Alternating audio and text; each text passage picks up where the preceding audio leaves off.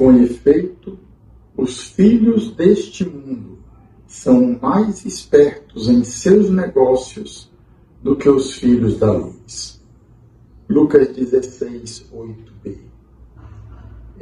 Esta parte final desse versículo 8, que conclui o Evangelho de hoje, fala dos filhos deste mundo, que em outras traduções chamam de filho das trevas, em oposição aos filhos da luz.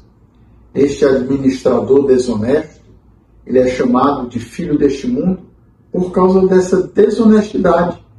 Ele estava enganando o seu patrão, furtando, cobiçando uma coisa que não lhe pertencia, ou seja, pecando contra os 10 mandamentos da lei de Deus, pelo menos 2 deste aí. Ele estava contra o 6º, não furtar, e contra o 10º, não cobiçar as coisas alheias. E ele sabia muito bem que estava fazendo isso, estava errado, mas continuou fazendo, até ser pego pelo seu patrão e ser despedido. E antes de ser despedido, então, ele faz esse artifício que é elogiado pelo dono dele, pelo seu patrão. E Jesus vai dizer, então, concluindo com o ensinamento desta parábola: os filhos deste mundo são mais espertos do que os filhos da luz. Então, neste dia de hoje, nós somos convidados a refletir sobre a nossa participação neste mundo, a participação dos filhos deste mundo ou das trevas.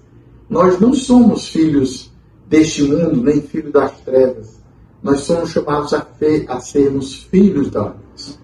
Deus é luz e nele não há treva alguma. Portanto, não justifiquemos. Ele estava apenas prejudicando ao seu patrão, uma pessoa apenas, e o patrão era muito rico. Não justifica. Ele estava errado, ele estava no pecado. E nós não devemos compactuar com o pecado. É isto que Jesus quer nos ensinar. Não existe pecado pequeno ou pecado grande. Qualquer pecado é uma ofensa a Deus e ao próximo. Claro que existe pecados mais graves do que outros, de tirar a vida de um inocente, o aborto, por exemplo, são pecados gravíssimos. Mas todo pecado implica numa separação, nos isolarmos da graça de Deus, perdermos a graça de Deus. E é isso que nós não devemos fazer. Por isso nós somos chamados a estarmos no mundo, mas não sermos do mundo. Não somos filhos deste mundo, somos filhos da luz. Que o Senhor então nos dê esta graça de não compactuar com nenhum pecado, seja pequeno ou seja grande. São pecados que nos afastam da graça de Deus, principalmente os pecados graves, os pecados mortais. O Catecismo lembra as 3 condições do pecado grave. Matéria, no caso aqui era contra os 10 mandamentos, o 6º e o 10º. O conhecimento, ele sabia o que estava fazendo, e o consentimento era livre, ele era livre de executar ou não, e mesmo assim o fez.